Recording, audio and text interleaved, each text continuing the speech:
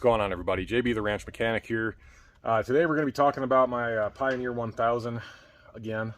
A while back I posted a video, it was a short, it was only maybe 15 seconds long, of this machine, and I posted it because this thing's got 17,000 miles on it. It's a 2018. It's been a very reliable machine, but as soon as we rolled over 17,000, the welds on the muffler just behind the O2 sensor just decided to take a hike, and it cracked right there at the weld. And it was louder, much louder, but you know, it wasn't terrible, and I thought that I could live with it. But you know, being that I'm driving around on really rough terrain out here all the time, just going on dirt roads, washouts, ruts, rocks, gravel, things like that, it lives a pretty rough life out here just by virtue of where we're at. And the welds have completely broken off. The muffler has been completely disconnected from the exhaust, and it is obnoxiously loud at this point. Notice a substantial decrease in power and a substantial decrease in fuel mileage. And my presumption as to the reason behind that is, since the weld broke right behind the O2 sensor, it's probably picking up a lot of ambient air, thinking that it's running lean, and it's probably dumping a bunch of fuel into the motor. So my spark plugs are probably starting to get fouled. It's just, it's bad all the way around. So let me flip the camera around. I'll turn the thing on as it is right now, kind of show you what's happening with it. And I'm just going to have to take this pipe off, maybe take it down to the other shop and jump on the TIG welder and see if I can't get this thing shored up and reattached properly. Anyway, let me turn the camera around. I'll show you what I got. It's loud. All right, guys. So there it is, the old Pioneer 1000. And this is what we're up against.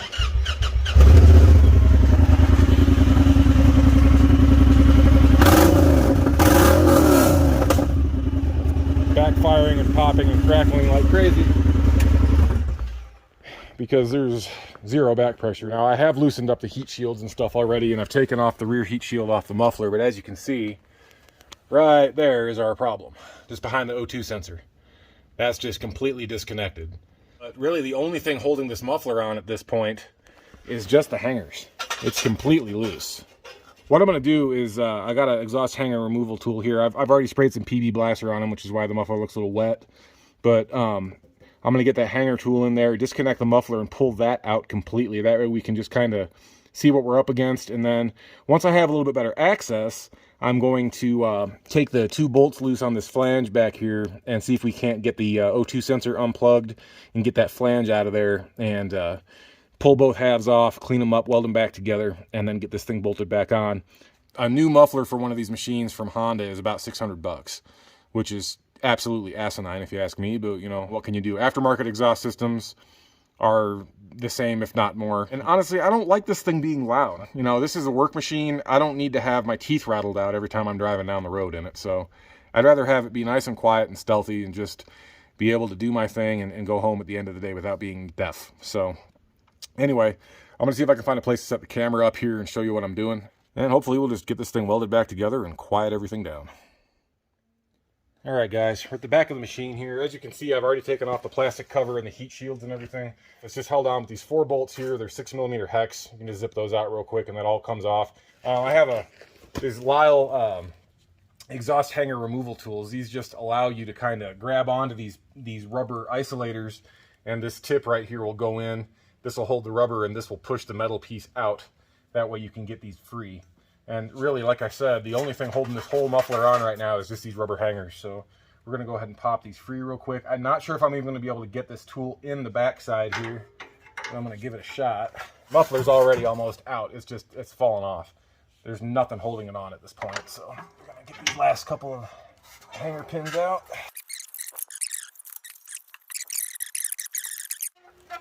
Well, there's another hanger back here that I did not see. There's the exact same setup down here at the bottom. So there's one more hanger with 2 more pegs in it. This is the first time I've ever done anything with the exhaust on this machine, so please excuse my head being in the way. I'm just going to see if I can pull this out.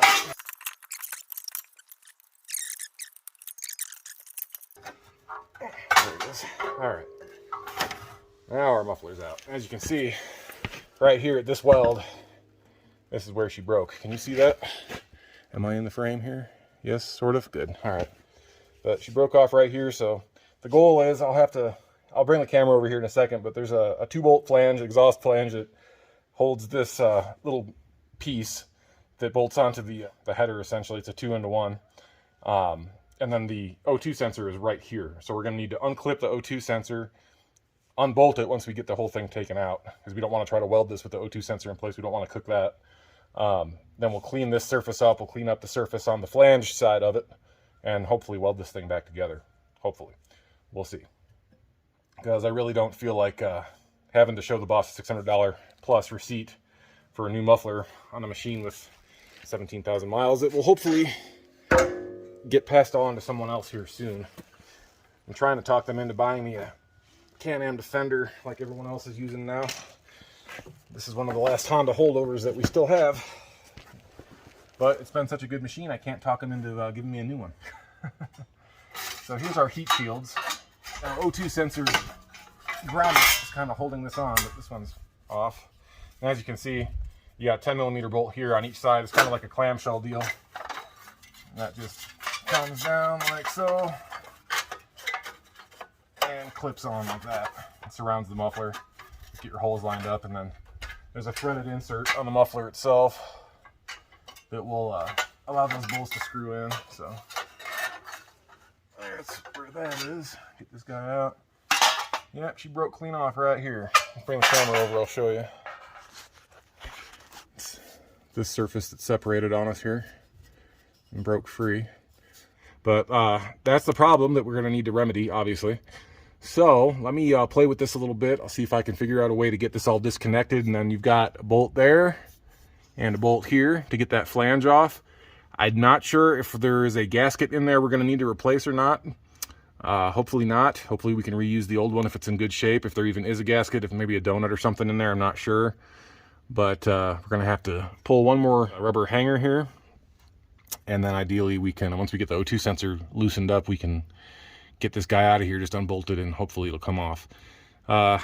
This is a pretty dry environment, so there's not a whole lot of rust. It's just surface rust. So I'm hoping with a little bit of PB Blaster, we'll just be able to unbolt those without snapping anything off. We'll see. Brief voiceover time. Do not unscrew these nuts. They are welded to the flange. I found that out the hard way. You'll see here in a second. I'll bring it back here shortly. It looks like this is our plug right here for the O2 sensor, so that's easy enough. We'll just unplug this guy, pull that plastic retainer out, just get everything taken apart. Then it will essentially be an axle dump for a little bit until we get everything put back together. I'm sure there's going to be an engine warning code once the O2 sensor is unplugged, but you know, that is what it is. We'll get that remedied once we get everything fixed. So yeah. All right, one thing at a time. Let me get this thing taken apart. We'll go from there. All right, guys, we got the muffler off. We have the intermediate pipe off with the O2 sensor, and everything is free and clear. I'm going to give you a little piece of advice. What I did not realize before I started taking this thing apart is that these two nuts are welded on to this flange. I did not realize they were welded in place. So before you go full gorilla like I just did, have a look at your setup, stick your head in there if you can, and save yourself a little bit of a headache. It's not a big deal. I mean, they broke free cleanly without damaging the flange. But again, don't do what I did. Do it the right way. Just take it off of the 12mm socket. That was really stupid. I should have looked a little bit more closely at the setup. Luckily, I didn't do any damage to the flange. Like I said, the welds broke cleanly and they just spun off, so that's fine. But we have the O2 sensor out. It just disconnects from its little plug right there. I've got my little trim tool here. And you just pop out the two little retaining clips that hold it onto the frame up there. There's one right above the plug, and then another one right above the muffler pipe. And those just pop out.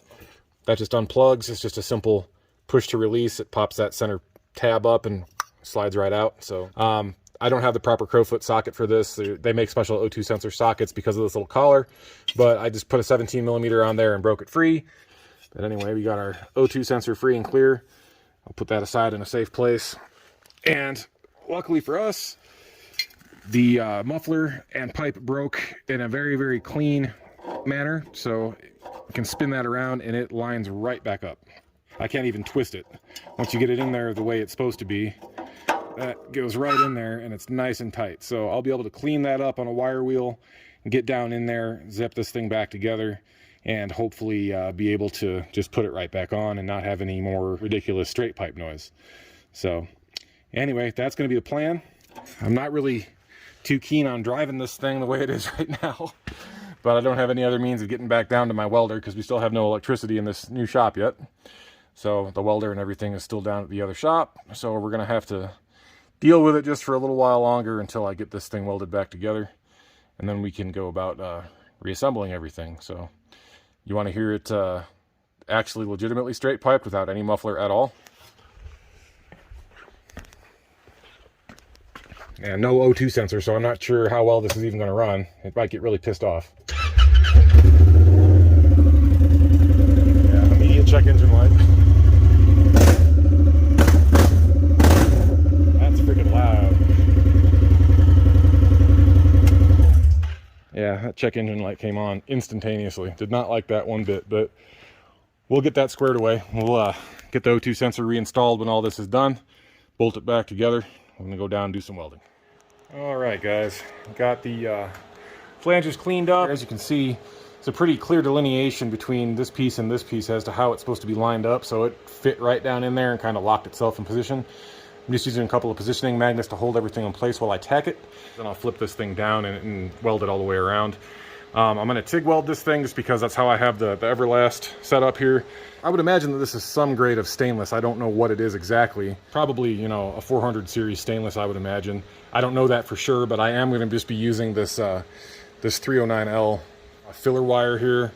Even if it's not stainless, the stainless wire isn't going to hurt anything. It plays nicely. The 309 is a pretty forgiving filler rod as far as pretty much welding any kind of unknown steel. So that's what I'm going to be using. I'm going to, like I said, tack it in a couple of spots, and I'll flip this thing down, take the magnets off, and weld it all the way around. I'm running out of time, and I'm running out of daylight, and I'm running out of battery on my phone. But I'm going to try to set this up so you guys can see what I'm doing. But bolting this thing back together is probably going to end up needing to happen in the morning. But at least today we'll get the thing welded and ready to rock and roll. Let it cool overnight, come back down and grab it, and get it bolted back on first thing tomorrow. So anyway, let's get it welded.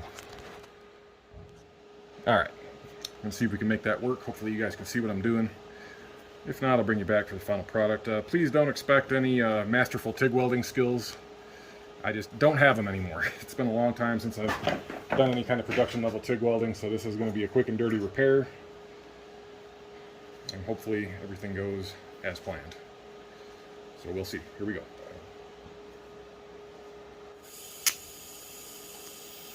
Ooh. Running at 80 amps, that might be too much for this little thin sheet metal. We'll see.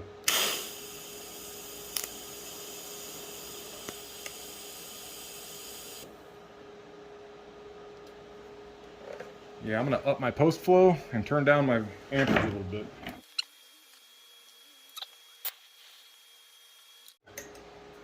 Before I even did any welding, I managed to dip my tungsten, so I'm going to go take care of that. I'll be right back. Alright. Move my ground clamp a little bit closer. It was having some issues before. Hopefully you guys will be able to see most of what I'm doing. If not, I apologize. Here we go.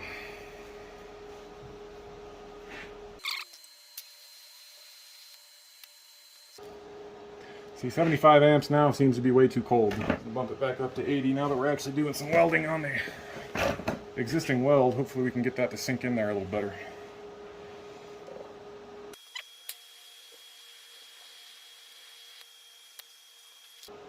There's a lot of carbon and junk floating through that weld still. I cleaned it as well as I could, but anytime you're doing exhaust stuff and you got a used exhaust system, you're going to have stuff migrate into the weld puddle. It just kind of is how it is. I'm going to edit out all of my nonsense here. So you guys don't have to watch it. I'm going to get back into doing some 6G stuff here. Been a long time since I've had to go out of position TIG welding. Cut that end off. Is this thing even still recording? It is, amazingly. Battery's about dead, so it's going to cut off here very shortly, guys. Apologies in advance if it does. Get that contaminated chunk off of there. Not that this is a critical thing or anything, but still. I'll do the best you can. Out of position. Alright. Give it a shot.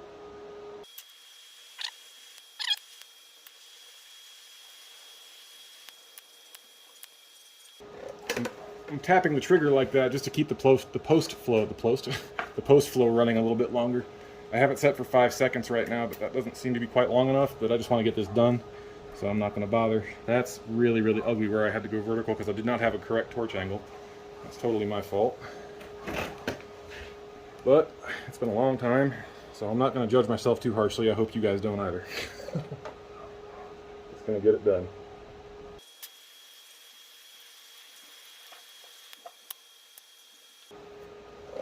Pretty ugly. Ugly, but hopefully it won't leak. Let's see, one more little strand here. Well, good morning, everybody. It is the next day, as promised. I ended up leaving this thing down here to cool off overnight, and I've decided to do things a little bit differently. What we're going to do this morning, I'm actually going to weld those nuts back onto the back of this flange, because with all this in place, it's going to be near impossible to get anything in there to zap them back on from this way. So that way, if I reattach the nuts on here, I can just go behind with the spring-loaded bolts and just thread them in from the front side of the machine toward the engine. Then I'll go ahead and get the O2 sensor and everything put back in. And I realize now why these muffler assemblies are so expensive. This part right here is actually your catalytic converter, so it's built into the muffler. That's the reason why these things are so expensive. Looking down in there when I was cleaning it up yesterday, I could see the catalyst material down in here, so I guess that kind of explains that. After I get these nuts welded back in place, I'm going to bolt the heat shields and everything back on with the muffler off the machine, and then we will go ahead and get everything put back together. So I got to do one last little bit of welding here and get some of this surfaces cleaned up, get these nuts welded back on, and then we'll proceed with bolting everything back together, and we'll go from there. All right, guys.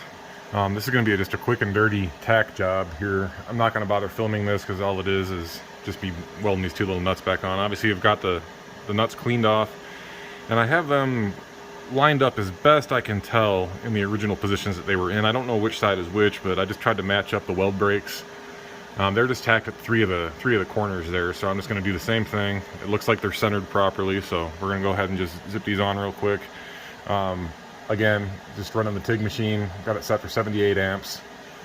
Got my ground clamp set up here, and we're just going to tack these back on. Then we'll get the heat shield and everything bolted back in and try to slip this guy back into position on the machine. So that's where we're at. That's what we're doing.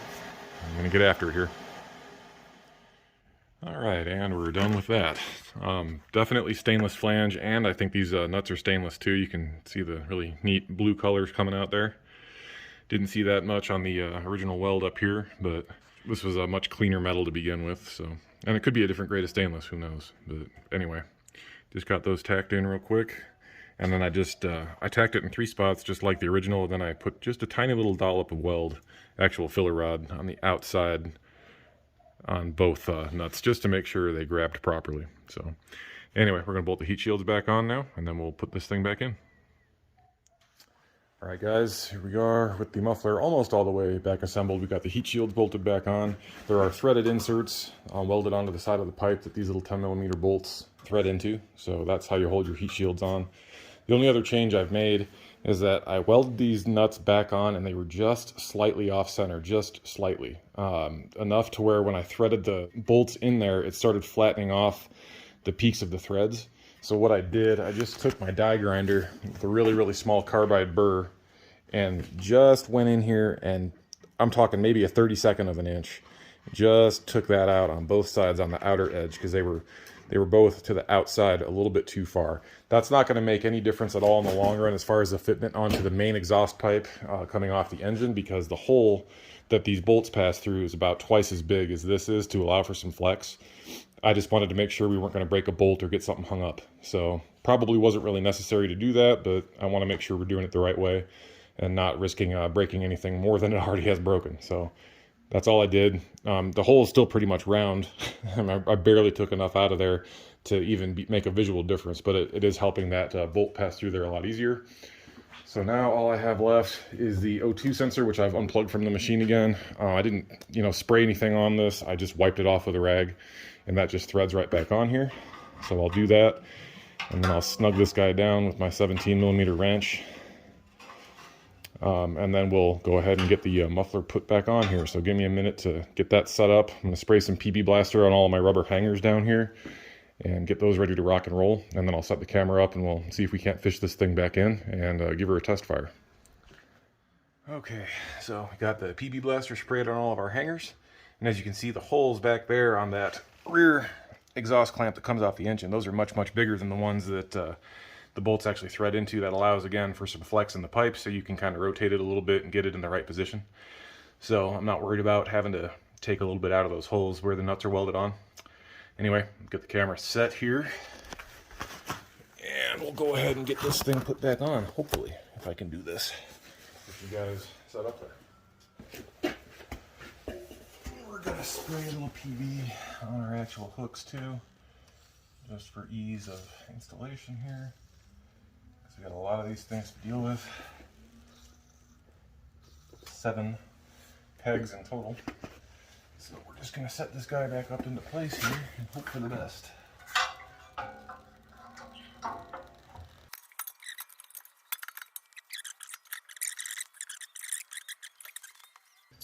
We got our rear flange bolts, these springs that go over them, and those pass through the nuts that we welded on. They pass through the flange attached to the header, and then screw into the nuts that we welded back on the muffler. So pass those through the front here.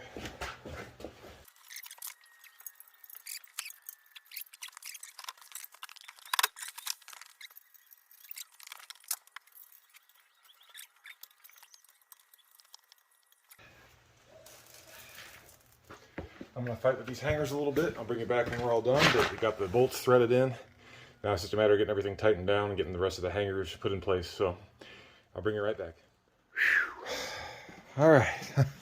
Well, guys, that was a lot more effort than I was expecting it to be. I ended up having to take some of these plastic clips out and pulling this top shroud off so I could get to this hanger behind here.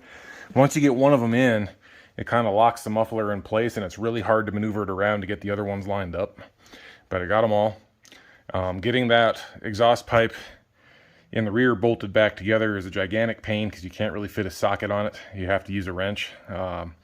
I have a 12mm ratcheting wrench, but it's not down here, it's up at the other shop, so I had to do it with a regular box end wrench, so it took a lot longer than it probably needed to. But anyway, I've got the O2 sensor and everything all reinstalled, and the wiring run and clipped back in place. I don't even know if you can see it from where we're at here. But that's done. Everything's snugged down. Yeah, there you go. Got the O2 sensor wire there. That's all reattached and everything to the frame plugged back in. Now, let's start this thing and make sure we don't have any leaks. This will be the first startup. So you guys will be hearing it just like I am for the first time since getting it fixed. So here we go. Oh, that's so much better. Oh, that's fantastic.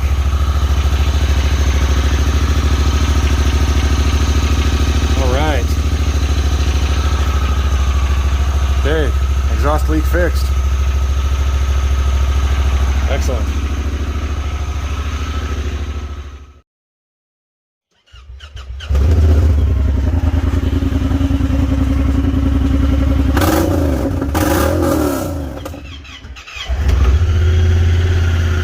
Oh, that's so much better. Well, there you go, guys. That's how you fix a broken exhaust pipe on a Honda Pioneer 1000. That was a nice clean break right behind the catalytic converter section of the muffler, and went ahead and tigged it back together, and we're good to go. I can smell a whole bunch of extra fuel being burned off right now. This thing was running extremely rich because that O2 sensor was right in front of where it was broken, so that was, like I mentioned earlier in the video, that was throwing the fuel mixture all out of whack. This thing was just burning through like a tank and a half of fuel a week, which is really abnormal for this machine. It's usually pretty good on gas. So anyway, the only thing I've got left to do is just bolt on the heat shield and the rear cover for the muffler, which is just those 4 bolts that I showed you at the beginning of the video. That's super easy. I don't think that's anything that you guys need to see. So I'm just going to go ahead and run this thing back up to the other shop, get that done, and this thing is going to be all wrapped up. So anyway, that's going to be it for this one, guys. Relatively simple fix, just kind of a pain to get the muffler on and off the machine, but you know, overall not too bad of a job. So anyway, I appreciate you guys watching. Hope you have a wonderful weekend. Be safe, have fun, and we'll catch you on the next one. See ya.